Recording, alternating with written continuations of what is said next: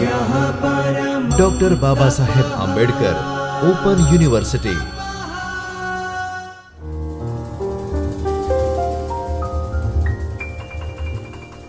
નમસ્કાર વિદ્યાર્થી મિત્રો, હું રોહિત પરમાર ડૉક્ટર બાબા સાહેબ આંબેડકર ઓપન યુનિવર્સિટીના ચેતન્ય સ્ટુડિયોમાંથી આ વિડીયો લેક્ચરમાં આપનું સ્વાગત કરું છું।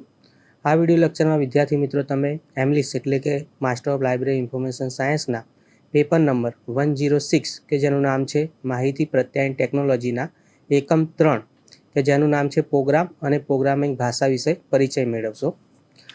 આ એકમમાં તમે પ્રોગ્રામના ઉદ્દેશ્યો શું હોય છે તેનો પરિચય, પ્રોગ્રામિંગ શું છે, પ્રોગ્રામિંગનો ઉપયોગ ક્યાં કરવામાં આવે છે, અલ્ગોરિધમ અને ફ્લો ચાર્ટ કેવી રીતે કામ કરે છે, પ્રોગ્રામ વિકાસ જીવન સાયકલના તબક્કાઓ, વિવિધ તબક્કાઓ કયા કયા છે, ત્યારબાદ પ્રોગ્રામિંગ ભાષા કઈ કઈ છે અને ક્યાં ક્યાં ઉપયોગમાં લેવાય છે તેના વિશે તમે માહિતી મેળવશો। તો આપણે પરિચય મેળવીએ કે આ એકમ સમજ્યા પછી તમે પ્રોગ્રામિંગ શું છે, પ્રોગ્રામ કોને કહેવાય છે, અલગ અલગ વિવિધ પ્રોગ્રામિંગ ભાષાઓ કઈ કઈ છે તેનો ઉપયોગ અને તેના મૂળભૂત ખ્યાલોને સમજી શકશો। વિવિધ પ્રકારની પ્રોગ્રામિંગ ભાષાઓ, તેમના ઉપયોગો, તેમની લાક્ષણિકતાઓ અને ઉપયોગના ક્ષેત્રોથી પરિચિત થશો। અને ગ્રંથાલય અને માહિતી વિજ્ઞાનમાં અલગ અલગ ધોરણે જે વિવિધ લાઇબ્રેરી ઓટોમેશન સોફ્ટવેર છે, લાઇબ્રેરી ડિજિટલ લાઇબ્રેરી સોફ્ટવેર છે, તે કેવી રીતે બનાવવામાં આવ્યું છે, તેની પાછળનું કોડિંગ કેવી રીતના કામ કરે છે, તેમાં કઈ ભાષાઓનો ઉપયોગ થાય છે તેના મૂળભૂત ખ્યાલોને સમજી શકશો। તો પરિચય મેળવીએ કે પ્રોગ્રામ એટલે શું અને પ્રોગ્રામિંગ એટલે શું। તો કોમ્પ્યુટરના ઉપયોગ વડે સમસ્યાનું સમાધાન કરવા તેને તે સમજી શકે તેવા સ્વરૂપમાં માહિતીની ગોઠવણ કરી આપવી જોઈએ। કોમ્પ્યુટરને કોઈ ચોક્કસ કાર્ય કરાવવા માટે આપવામાં આવતી ક્રમબદ્ધ સૂચનાઓના સમૂહને પ્રોગ્રામ કહેવામાં આવે છે અને આ સૂચનાઓને લખવાની પ્રક્રિયાને પ્રોગ્રામિંગ કહેવામાં આવે છે। એટલે કે આપણે જાણીએ છીએ કે કોમ્પ્યુટર છે તે આપમેળે કામ કરતું નથી, કોમ્પ્યુટરને સૂચના આપવામાં આવે છે એટલે કે એક પ્રોગ્રામ તૈયાર કરવામાં આવે છે અને આ પ્રોગ્રામ તૈયાર કરવા માટે અલગ અલગ પ્રોગ્રામિંગ ભાષાઓનો ઉપયોગ કરવામાં આવે છે। આ પ્રોગ્રામ અને પ્રોગ્રામિંગ ભાષાઓનો ઉપયોગ કરીને કોઈ પણ સોફ્ટવેર અથવા એપ્લિકેશન બનાવવામાં આવે છે જે ખાસ કાર્ય કરવા માટે બનાવવામાં આવેલ હોય છે। આ ખાસ કાર્ય અલગ અલગ ધોરણે અલગ અલગ લેવલે ઉપયોગમાં લેવામાં આવે છે। ધારો કે લાઇબ્રેરી ઓટોમેશન સોફ્ટવેર છે તો તે કેવી રીતના કામ કરશે, તેનું સર્ક્યુલેશન કેવી રીતના કામ કરશે, જે વિદ્યાર્થીઓ છે તેનો ઇન આઉટની એન્ટ્રી કેવી રીતના કામ કરશે, કોઈ પણ બુક છે તેનું કેટલોગિંગ કરવું છે તો તે કેવી રીતના કામ કરશે, તેનો એક પ્રોગ્રામ બનાવવામાં આવે છે અને આ પ્રોગ્રામ અલગ અલગ પ્રોગ્રામિંગ લેંગ્વેજના ઉપયોગથી બનાવવામાં આવે છે અને તેનું કામ પૂર્ણ કરવા માટે એક એપ્લિકેશન બનાવવામાં આવે છે અને જે પણ ઉદ્દેશ્યો હોય છે ગ્રંથાલયના તે પૂરું પાડવા માટે આ પ્રકારનું એક પ્રોગ્રામિંગ કરવામાં આવે તેનો ઉપયોગ કરીને સોફ્ટવેર બનાવવામાં આવે છે જે તે ગ્રંથાલયમાં ઉપયોગમાં લેવામાં આવે છે। હવે જોઈએ કે પ્રોગ્રામ એટલે શું, કે જે a set of instruction written to perform specific task એટલે કે એક સૂચનાઓનો સમૂહ જે એક કોઈ પણ સ્પેસિફિક ટાસ્ક પૂર્ણ કરવા માટે જે બનાવવામાં આવે છે તેને પ્રોગ્રામ કહી શકાય। પ્રોગ્રામિંગ લેંગ્વેજ એટલે કે formal language use to write program, દાખલા તરીકે પાયથન છે, જાવા છે, PHP છે, સી છે, આ અલગ અલગ જે પ્રોગ્રામિંગ લેંગ્વેજો છે તેનો ઉપયોગ કરીને જે પ્રોગ્રામ બનાવવામાં આવે છે તેમાં આ પ્રોગ્રામિંગ લેંગ્વેજનો અલગ અલગ ઉપયોગ થાય છે। ત્યારબાદ છે સિન્ટેક્સ એટલે કે set of rules that define the structure of program એટલે પ્રોગ્રામિંગ લેંગ્વેજમાં અલગ અલગ ઇન્સ્ટ્રક્શન આપવામાં આવે છે, અલગ અલગ સંખ્યાનો ઉપયોગ કરવામાં આવે છે, ધારો કે ગ્રેટર ધેન, ઇક્વલ ટુ, કૌંસ, આવો જે સિન્ટેક્સ વાપરવામાં આવે છે તેને સિન્ટેક્સ કહેવામાં આવે છે।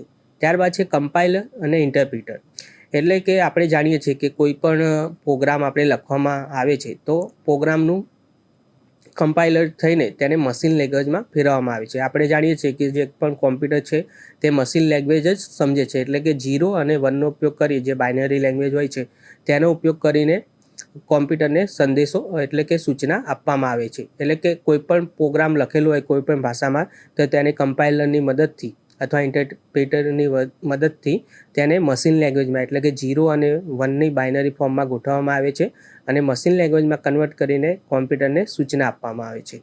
ત્યારબાદ છે algorithm, a step by step procedure to solve a problem.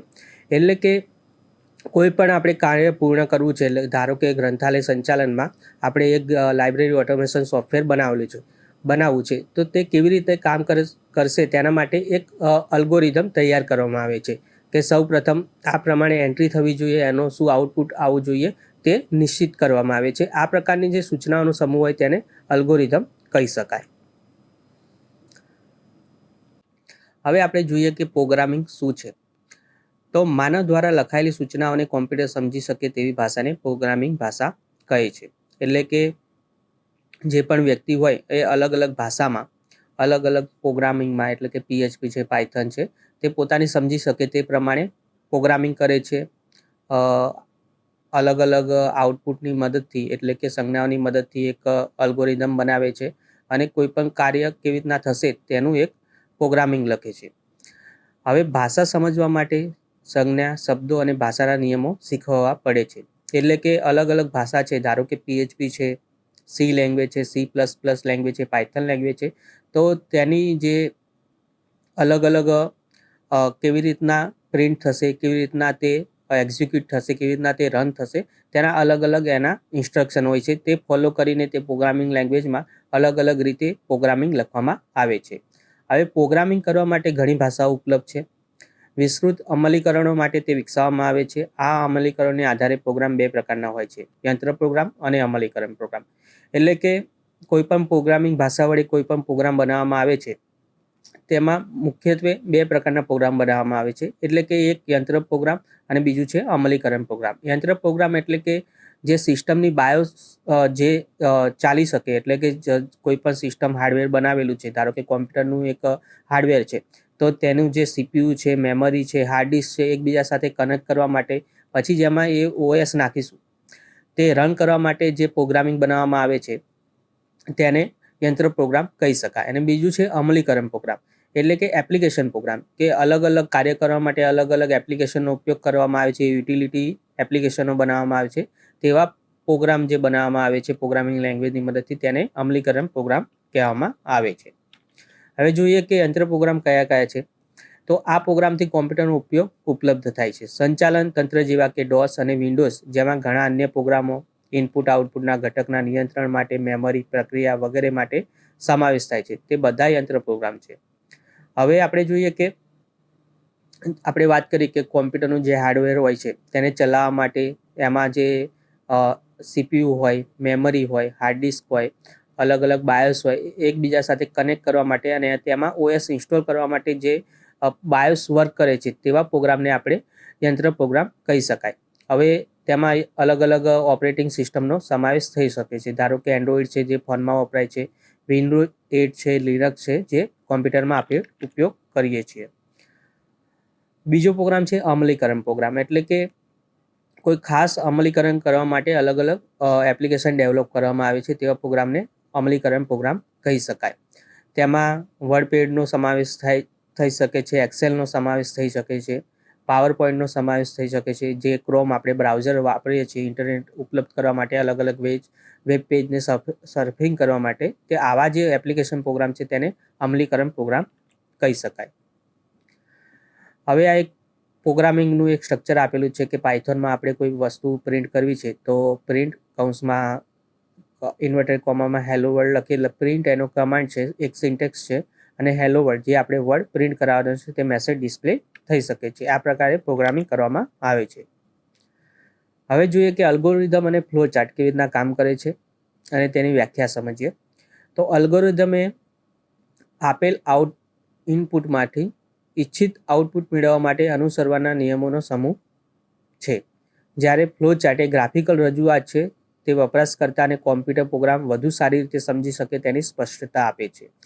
એટલે કે અલ્ગોરિધમનો ઉપયોગ એવો એક સિન્ટેક્સ બનાવવામાં થાય છે કે આપણે ધારો કે કોઈ વિદ્યાર્થીઓની સરેરાશ લેવી છે તો વિદ્યાર્થીઓની સંખ્યા આપવી પડશે અને ટોટલ વિદ્યાર્થીઓ કેટલા છે તે ક્લાસમાં તેના વડે તેને ડિવાઈડ કરવામાં આવે છે. તો એક ઇનપુટ આપવામાં આવે છે, એક સિન્ટેક્સ લખવામાં આવે છે અને તેનો આઉટપુટ આપણને મળે છે.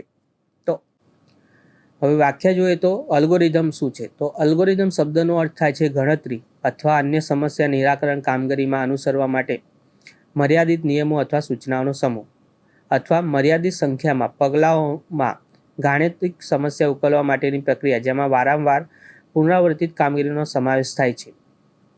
એટલે કે મર્યાદિત પગલાઓનો ઉપયોગ કરીને આપણને જે આઉટપુટ જોઈએ છે તેવા પ્રકારની જે સેટ બનાવવામાં આવે છે પ્રોગ્રામનો, તેને આપણે અલ્ગોરિધમ કહી શકાય.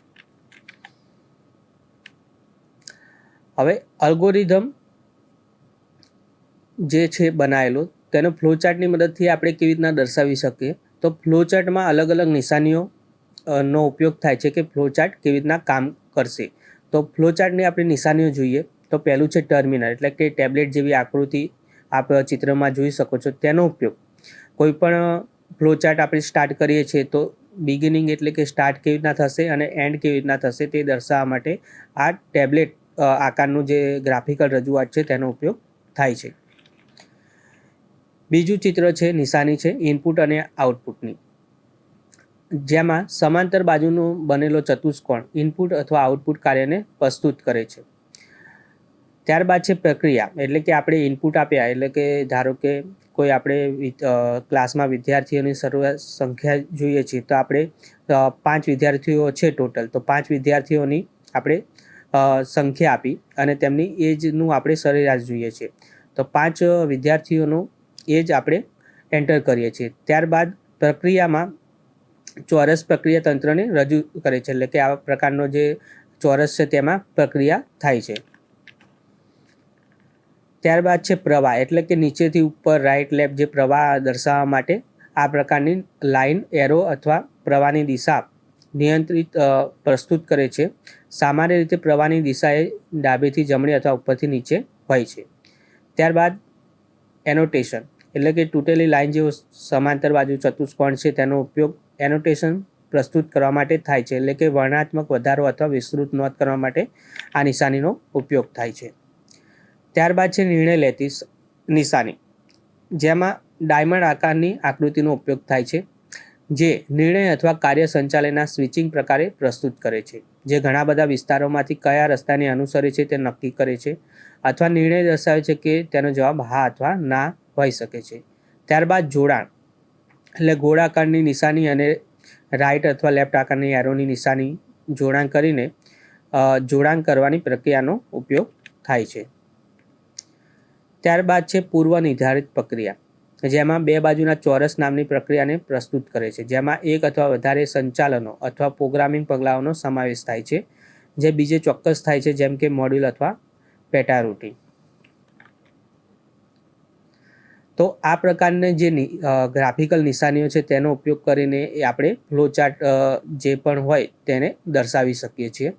હવે જોઈએ કે કોમ્પ્યુટરમાં કોઈ પણ અમલીકરણ પ્રોગ્રામ છે અથવા તો યંત્ર પ્રોગ્રામ છે તેને ડેવલપ કરવા માટે અલગ અલગ તબક્કાઓ હોય છે. તો આ તબક્કાઓ કયા કયા છે અને તેમાં શું કામગીરી કરવામાં આવે છે તેના વિશે આપણે માહિતી મેળવીએ.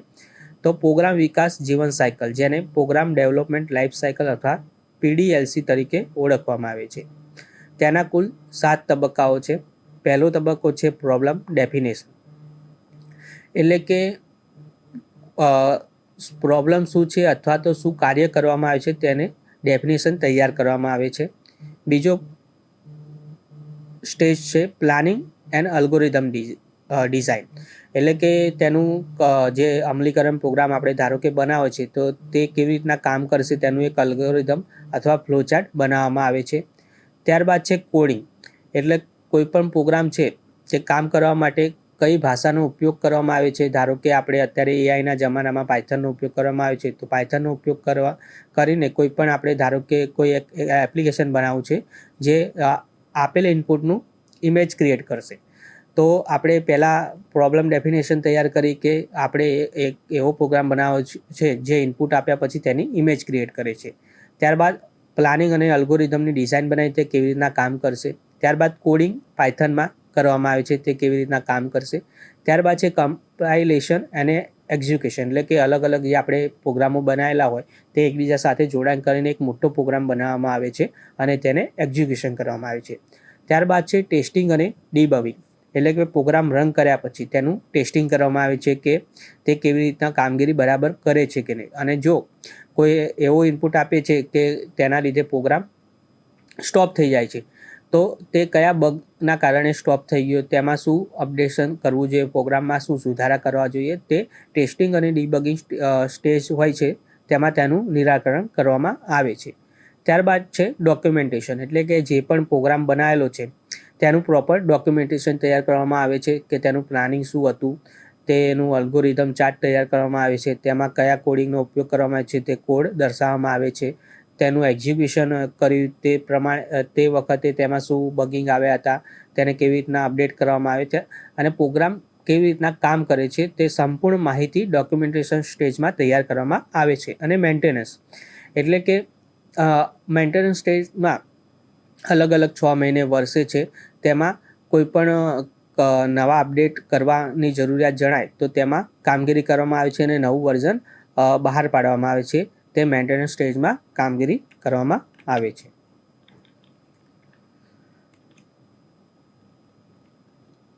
હવે આપણે જોઈએ કે પહેલું સ્ટેજ છે જેમાં પ્રોબ્લેમ ડેફિનેશન તૈયાર કરવામાં આવે છે એટલે કે સમસ્યાની ઓળખ અને તેની વ્યાખ્યા તૈયાર કરવામાં આવે છે. તો ફર્સ્ટ સ્ટેજ છે તેનું હેતુ શું છે, તે પ્રોગ્રામ દ્વારા ઉકેલવાની સમસ્યાની સંપૂર્ણ સમજ મેળવી તેનો ઉકેલ શોધવાનું લક્ષ્ય નક્કી કર્યું. એટલે કે આપણે કોઈ પણ પ્રોબ્લેમ છે એટલે કે ધારો કે આપણે સરેરાશ શોધવી છે અથવા તો ઇમેજ ક્રિએટ કરવી છે તો તેનું પ્લાનિંગ તૈયાર કરવામાં આવે છે અને તે કેવી રીતના કામ કરશે તે નક્કી કરવામાં આવે છે. તેમાં કઈ કઈ પ્રવૃત્તિઓનો સમાવેશ થાય છે, તો સમસ્યા શું છે તે જાણવામાં આવે છે, ઇનપુટ અને જરૂરી આઉટપુટ આપણે વાત કરી કે કેવી રીતના કામ કરશે અને અમુક શરતો અને મર્યાદાઓ કઈ કઈ છે તે ડિફાઇન કરવામાં આવે છે. સ્ટેપ 2 છે યોજના અને અલ્ગોરિધમ ડિઝાઇન કે જે પ્લાનિંગ અથવા અલ્ગોરિધમ ડિઝાઇન તરીકે ઓળખવામાં આવે છે. તો તેમાં સ્ટેપ બાય સ્ટેપ અલ્ગોરિધમ લખવામાં આવે છે, ફ્લોચાર્ટ તૈયાર કરવામાં આવે છે, વેરિયેબલ્સ અને કંટ્રોલ સ્ટ્રક્ચર નક્કી કરવામાં આવે છે. એટલે ઉદાહરણ કરીએ કે કોઈ પણ અલ્ગોરિધમ છે જે સ્ટાર્ટ થાય છે 5 ગુણનો ઇનપુટ લે છે, ગુણનો ટોટલ કરે છે, તે સરેરાશ છે તે ડિફાઇન કરે છે, ત્યારબાદ સરેરાશ દર્શાવે છે અને પ્રોગ્રામ એન્ડ થાય છે. ત્રીજો તબક્કો છે કોડિંગ, જેમાં સોર્સ કોડ એટલે આપણે વાત કરી કે જે લેંગ્વેજમાં આપણે સોર્સ કોડ લખવામાં હોય તે ડિફાઇન કરવામાં આવે છે કે સોર્સ કોડ લખવો અલગ અલગ લેંગ્વેજમાં. ત્યારબાદ યોગ્ય સિન્ટેક્સ અને ફોર્મેટિંગ ફોલો કરવામાં આવે છે, કોમેન્ટ દ્વારા કોડ સમજાવવામાં આવે છે. સ્ટેપ 4 છે જેને આપણે કમ્પાઇલેશન અને એક્ઝિક્યુશન તરીકે ઓળખીએ છીએ. તેમાં આપણે વાત કરી કે પ્રોગ્રામ કમ્પાઇલ અને રન કરવામાં આવે છે, જેમાં સિન્ટેક્સ અથવા ભૂલો હોય તો તે સુધારવામાં આવે છે અને પ્રાથમિક આઉટપુટ ચકાસવામાં આવે છે. સ્ટેપ 5 છે તેને ટેસ્ટિંગ અને ડિબગિંગ તરીકે ઓળખવામાં આવે છે, જેમાં અલગ અલગ ટેસ્ટ કેસ પર ટેસ્ટ ચલાવવામાં આવે છે. એટલે કે અલગ અલગ વેરિયેબલનો ઉપયોગ કરી અલગ અલગ એન્વાયરમેન્ટમાં કેવી રીતે તે પ્રોગ્રામ કામ કરશે તે તૈયાર કરવામાં આવે છે. જો કોઈ ભૂલ અથવા લોજિકલ રન ટાઈમ અને સિન્ટેક્સ ભૂલો દર્શાવે અથવા આવે તેને સુધારો કરવામાં આવે છે અને ભૂલો દૂર કરવામાં આવે છે. હવે ભૂલોના પ્રકાર અલગ અલગ છે, 3 પ્રકાર છે, જેમાં પહેલું છે સિન્ટેક્સ એરર, જે ભાષાના નિયમોમાં ખામી હોય એટલે કે પ્રોગ્રામિંગ લેંગ્વેજમાં આપણે પ્રોગ્રામ કોઈ ડિફાઇન કરવાનું અથવા તો પ્રોગ્રામ આપણે સ્પષ્ટ રીતે લખાણ ન લખ્યું હોય તો સિન્ટેક્સ એરર દર્શાવે છે. લોજિકલ એરર એટલે કે ખોટું પરિણામ આપે છે, એટલે કે આપણે જે લોજિક દર્શાવેલો હોય પ્રોગ્રામિંગમાં તે સ્પષ્ટ રીતે ના દર્શાવેલો હોય તો તે એરર દર્શાવે તેને લોજિકલ એરર કહેવામાં આવે છે. અને રન ટાઈમ એરર એટલે કે પ્રોગ્રામ સ્ટાર્ટ કર્યા પછી અચાનક તે વચ્ચે બંધ થઈ જાય તો તેને રન ટાઈમ એરર કહેવામાં આવે છે. ત્યારબાદ છે દસ્તાવેજીકરણ એટલે કે ડોક્યુમેન્ટેશન, એટલે આખા પ્રોગ્રામનું ડોક્યુમેન્ટેશન તૈયાર કરવામાં આવે છે. છઠ્ઠું ડોક્યુમેન્ટેશન છે. ત્યારબાદ 7મું છે મેન્ટેનન્સ, જેમાં યુઝર દ્વારા દર્શાવેલ ભૂલ સુધારવામાં આવે છે, નવી સુવિધાઓ ઉમેરવામાં આવે છે, પ્રદર્શન સુધારવામાં આવે છે. એટલે કે આપણે વાત કરી કે અમુક સમય બાદ જો તે પ્રોગ્રામમાં આપણે અપડેટ કરવાની જરૂર પડે અથવા તો કોઈ યુઝર દ્વારા દર્શાવવામાં આવે કે આમાં આ ખામી રહેલી છે તો તેને દૂર કરીને એક નવું અપડેટ વર્ઝન આપવામાં આવે છે, તેને મેન્ટેનન્સ સ્ટેજમાં ગણવામાં આવે છે. હવે જોઈએ કે પ્રોગ્રામ વિકાસ જીવન સાયકલના લાભો કયા કયા છે, એટલે કે આ પ્રકારે 7 સ્ટેજમાં આપણે કોઈ પ્રોગ્રામ બનાવીએ છીએ તો તેના લાભો શું હોઈ શકે. તો પહેલું છે સંદેશા વ્યવહારની સુવિધા આપે છે, એટલે કે પ્રોગ્રામ બનાવતી વખતે જ એકબીજા સાથે જોડાણ કરીને અલગ અલગ જે માર્કેટમાં ઉપલબ્ધ છે પ્રોગ્રામો તેમાં અને આપણા પ્રોગ્રામમાં શું સામ્યતા છે અથવા શું ડિફરન્ટ છે તે એકબીજા સાથે ડિસ્કસ કરીને પ્રોગ્રામ તૈયાર કરવામાં આવે છે. ત્યારબાદ છે જોખમોને ઓળખે છે અને તેનું સંચાલન કરે છે, એટલે કે ભૂતકાળમાં આ પ્રકારના પ્રોગ્રામો બન્યા હોય તો તેમાં શું ખામી હતી તે ખામી દૂર કરીને અત્યારના જે પ્રોગ્રામમાં એ ખામી ના થાય તેની ઓળખાણ સુનિશ્ચિત થાય છે. ગુણવત્તા સુધારે છે અને કાર્યક્ષમતામાં વધારો થાય છે, એટલે કે પાસ્ટમાં જે પ્રોગ્રામો બનાવેલા હોય તો નવી લેંગ્વેજ દ્વારા તેમાં સુધારો કેવી રીતના કરી શકાય તેને પર ધ્યાન કેન્દ્રિત કરવામાં આવે છે અને કાર્યક્ષમતામાં વધારો થઈ શકે છે. ત્યારબાદ છે મર્યાદાઓ, એટલે કે આ પ્રોગ્રામની મર્યાદાઓ શું હોઈ શકે છે. તો સમય માગી શકે છે, એટલે કે આ પ્રકારનું કોઈ પ્રોગ્રામિંગ કરવું હોય તો મોટો પ્રોગ્રામ બનાવવો હોય તો તે સમય માગી શકે છે. ઘણા જે વ્યક્તિઓ છે તેની જરૂર પડે છે પ્રોગ્રામ લખવામાં. બીજું છે અનિવાર્ય હોઈ શકે છે, એટલે કે અમુક જે ટાઈમિંગ છે તે અનિવાર્ય હોઈ શકે છે કે એક દિવસમાં પ્રોગ્રામ ન બની શકે. ત્યારબાદ ખર્ચાળ હોઈ શકે છે કે અલગ અલગ પદ્ધતિઓ શીખવા અથવા તો અલગ અલગ માનવ વ્યક્તિઓનો ઉપયોગ કરવામાં આવે. જો પ્રોગ્રામમાં કોઈક જે વધારે પ્રોગ્રામિંગ જાણતું હોય તેવા વ્યક્તિઓ અથવા તો જે આમાં એકદમ એક્સપર્ટ કહી શકાય તેવા વ્યક્તિઓનો આપણે સંદર્ભ લઈએ, તેમની કામગીરી આમાં દર્શાવીએ તો વધારે ખર્ચાળ હોઈ શકે છે. જટિલ હોઈ શકે છે, એટલે કે આપણે જો પ્રોગ્રામિંગ સારી રીતે ન જાણતા હોય તો પ્રોગ્રામિંગ કરવું જટિલ હોઈ શકે છે. નાના પ્રોજેક્ટ માટે યોગ્ય ન હોઈ શકે, એટલે કે કોઈ નાનો પ્રોજેક્ટ બનાવવો હોય તો આ પ્રકારના જે સ્ટેજ છે તે કરવામાં સમય માગી લે છે અને ખર્ચાળ હોઈ શકે છે, એટલે કે નાના પ્રોગ્રામ બનાવવા માટે આ પ્રકારની જે જીવન સાયકલ છે તે યોગ્ય ન હોઈ શકે. હવે જોઈએ કે પ્રોગ્રામિંગના અલગ અલગ પ્રકારો કયા છે. તો અલગ અલગ પ્રોગ્રામિંગ આપણે વાત કરી કે યંત્ર પ્રોગ્રામ લખવા માટે અલગ પ્રોગ્રામિંગ લેંગ્વેજનો ઉપયોગ થાય છે. અત્યારના જે લેટેસ્ટ એપ્લિકેશનો આવેલા છે, જે AI આવેલા છે તે લખવા માટે અલગ કોડિંગનો ઉપયોગ થાય છે. તો જે વધારે પડતા પ્રોગ્રામિંગ ભાષા છે જે રોજબરોજના જીવનમાં આપણે જોઈ શકીએ તેમાં ઉપયોગ થાય છે તે ભાષાઓ વિશે આપણે જાણકારી જોઈએ તો પહેલું છે સી લેંગ્વેજ, જે સિસ્ટમ પ્રોગ્રામિંગમાં ઉપયોગમાં લેવામાં આવે છે. એટલે કે આપણે જે બાયોસ છે કોમ્પ્યુટરની, એન્ડ્રોઈડની બાયોસ છે, મોબાઈલની જે બાયોસ છે તેમાં જે આપણે ઉપયોગ કરીએ છીએ તેમાં સી લેંગ્વેજનો મોટા ભાગે ઉપયોગ થયેલો હોય છે. ત્યારબાદ છે C++, જેમાં ઓબ્જેક્ટ ઓરિએન્ટેડ પ્રોગ્રામિંગનો ઉપયોગ થાય છે. જાવા લેંગ્વેજ, કે જાવા લેંગ્વેજનું વેબ એપ્લિકેશન ડેવલપ કરવું હોય તો તેના માટે ઉપયોગમાં લેવામાં આવે છે. પાયથન, એટલે કે AI બેઝ જો કોઈ પ્રોગ્રામ બનાવવો હોય, ડેટા સાયન્સ બેઝ અથવા ઓટોમેશન બેઝ કોઈ પ્રોગ્રામ બનાવવો હોય તો તેમાં પાયથન લેંગ્વેજનો ઉપયોગ કરવામાં આવે છે. ત્યારબાદ છે SQL, તો SQL લેંગ્વેજનો ઉપયોગ કોઈ ડેટાબેઝ મેનેજમેન્ટ કરવા માટે અથવા તો કોઈ આપણે વેબ એપ્લિકેશન બનાવેલું હોય તો તેમાં ડેટા સેવ કરવા માટે અલગ અલગ ડેટાબેઝનો ઉપયોગ કરવામાં આવે છે. તો તે ડેટાબેઝ કનેક્ટ કરવા માટે SQL લેંગ્વેજનો ઉપયોગ કરવામાં આવે છે. ત્યારબાદ છે PHP, એટલે કે વેબ ડેવલપમેન્ટ પ્રોગ્રામ હોય કોઈ તે ડેવલપ કરવા માટે PHP લેંગ્વેજનો ઉપયોગ કરવામાં આવે છે. જાવાસ્ક્રિપ્ટ, એટલે કે વેબસાઇટ ડેવલપમેન્ટમાં આપણે અલગ અલગ જાવાસ્ક્રિપ્ટ બેક એન્ડમાં કામ કરતી હોય છે, કે ધારો કે આપણે કોઈ લોગિન પેજ છે તેમાં આઈડી અને પાસવર્ડ નાખીએ છીએ તો જાવાસ્ક્રિપ્ટની મદદથી તે ડેટાબેઝ સાથે સંકલન કરીને તે આઈડી પાસવર્ડ સાચું છે કે નહીં અથવા તો ખોટો હોય તો શું દર્શાવે છે કે રોંગ પાસવર્ડ છે, આ પ્રકારના જે આ એરર દર્શાવે છે તેમાં મોટા ભાગે જાવાસ્ક્રિપ્ટનો ઉપયોગ કરવામાં આવે છે. હવે જોઈએ કે પ્રોગ્રામિંગના પ્રકારો કયા છે. આપણે જોયું કે પ્રોગ્રામ શું છે, પ્રોગ્રામિંગ લેંગ્વેજો કઈ કઈ છે અને ફ્લોચાર્ટ અને અલ્ગોરિધમ કેવી રીતના કામ કરે છે. હવે તેના આધારે પ્રોગ્રામિંગના અલગ અલગ પ્રકારો પાડવામાં આવે છે. તેમાં મુખ્યત્વે 4 પ્રકાર છે. પહેલું છે પ્રક્રિયા ભાષા, એટલે કે પ્રોસિડ્યુરલ લેંગ્વેજ. બીજું છે કાર્યાત્મક પ્રોગ્રામિંગ ભાષા, એટલે કે ફંક્શનલ પ્રોગ્રામિંગ લેંગ્વેજ. ત્રીજું છે પદાર્થ આધારિત પ્રોગ્રામિંગ ભાષા, જેને ઓબ્જેક્ટ ઓરિએન્ટેડ પ્રોગ્રામિંગ લેંગ્વેજ કહેવામાં આવે છે. અને ચોથું છે સ્ક્રિપ્ટિંગ પ્રોગ્રામિંગ ભાષા, જેને સ્ક્રિપ્ટિંગ પ્રોગ્રામિંગ લેંગ્વેજ તરીકે ઓળખવામાં આવે છે. પહેલું છે પ્રક્રિયા ભાષા, એટલે કે પ્રોસિડ્યુરલ લેંગ્વેજ.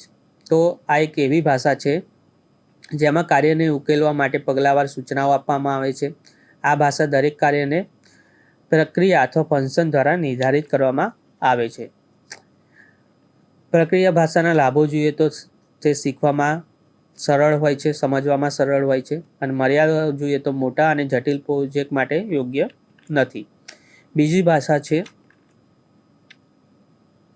કાર્યાત્મક પ્રોગ્રામિંગ લેંગ્વેજ, એટલે કે કોઈ કાર્ય કરવા માટે જે પ્રોગ્રામિંગ લેંગ્વેજનો ઉપયોગ થાય છે તેને ફંક્શનલ પ્રોગ્રામિંગ લેંગ્વેજ તરીકે ઓળખવામાં આવે છે.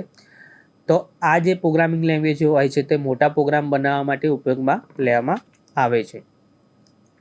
ચોથું છે ઓબ્જેક્ટ ઓરિએન્ટેડ પ્રોગ્રામિંગ ભાષાઓ, જે ઓબ્જેક્ટ ડેટા અને ઓબ્જેક્ટના વર્તનને વ્યાખ્યાયિત કરે છે.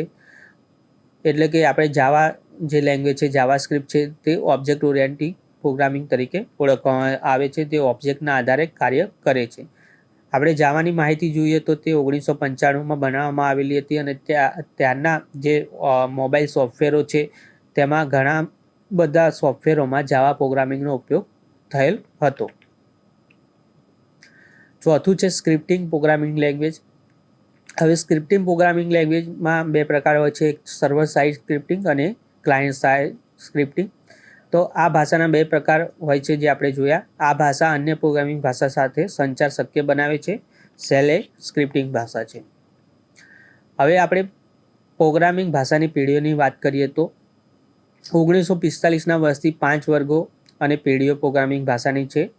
તો પહેલી પેઢી છે તે 1945થી અમલમાં આવી હતી. તેને યાંત્રિક ભાષા તરીકે ઓળખવામાં આવી. તેમાં મશીન લેંગ્વેજ એટલે કે 0 અને 1નો ઉપયોગ કરીને બાઇનરી લેંગ્વેજનો ઉપયોગ કરવામાં આવતો હતો. બીજી પેઢી છે 1950, જેમાં એસેમ્બલી ભાષાનો ઉપયોગ કરવામાં આવતો હતો. ત્રીજી પેઢી છે 1960થી શરૂ થઈ, તેમાં ઉચ્ચ સ્તરની ભાષાનો ઉપયોગ કરવામાં આવતો હતો. અને ચોથી પેઢી છે 1970 પછી શરૂ થઈ, તેમાં ખૂબ જ ઊંચા સ્તરની ભાષાનો ઉપયોગ કરવામાં આવતો હતો. અને પાંચમી પેઢી, જેને કુદરતી ભાષા તરીકે ઓળખવામાં આવે, તેનું શરૂઆત 1980 પછી થઈ હતી.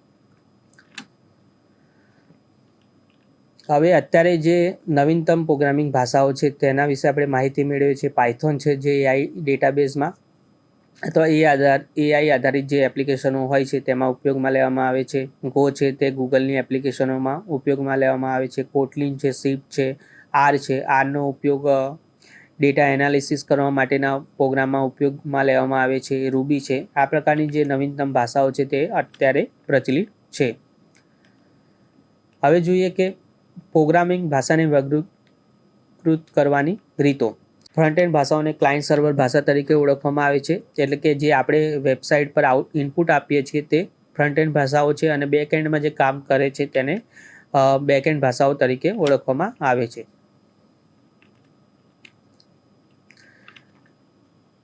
બીજી છે ઉચ્ચ સ્તર અથવા નિમ્ન સ્તરની ભાષાઓ, જેમાં સી લેંગ્વેજનો ઉપયોગ કરવામાં આવે છે ઉચ્ચ સ્તરની ભાષાઓમાં. અને જે ભાષાઓ છે તે મશીન જે છે તેને રન કરવા માટે ઉપયોગમાં લેવામાં આવે છે. ત્રીજું છે અર્થઘટન અથવા સંકલિત ભાષાઓ, જેમાં પાયથોન, રૂબી, જાવાસ્ક્રિપ્ટ જેવી ભાષાઓનો ઉપયોગ કરવામાં આવે છે. તો વિદ્યાર્થી મિત્રો, આ એકમમાં તમે પ્રોગ્રામ શું છે, પ્રોગ્રામિંગ ભાષા શું છે તેના વિશે માહિતી મેળવી. અલ્ગોરિધમ અને ફ્લોચાર્ટ કેવી રીતના કામ કરે છે તેના વિશે માહિતી મેળવી. પ્રોગ્રામિંગના વિવિધ તબક્કાઓ કયા કયા છે, એટલે પ્રોગ્રામિંગ જીવન સાયકલના અલગ અલગ તબક્કાઓ કયા છે અને તેમાં કેવી રીતના કામગીરી થાય છે તેના વિશે માહિતી મેળવી. યંત્ર એસેમ્બલી ભાષા, યંત્ર પ્રોગ્રામિંગ ભાષા, અમલીકરણ ભાષા, અત્યારે જે નવીનતમ ભાષાઓ છે તેનો ઉપયોગ ક્યાં ક્યાં કરવામાં આવે છે તેના વિશે માહિતી મેળવી. તો આ ભાષાઓનો ઉપયોગ કરીને અલગ અલગ લાઇબ્રેરી સોફ્ટવેર, ડિજિટલ લાઇબ્રેરી સોફ્ટવેરોમાં આ ભાષાનો ઉપયોગ થાય છે. અને જે ગ્રંથાલયના કાર્યો છે તેને સંચાલન માટે આ ભાષાનો ઉપયોગ કરીને અમલીકરણ પ્રોગ્રામ બનાવવામાં આવે છે. તો વિદ્યાર્થી મિત્રો, આ એકમ અહીંયા સમાપ્ત કરીએ છીએ. વધુ એકમ સાથે આપણે ફરીથી મળીશું નવા એકમ સાથે. ત્યાં સુધી રજા આપો. ધન્યવાદ. स्वाध्यायः परमः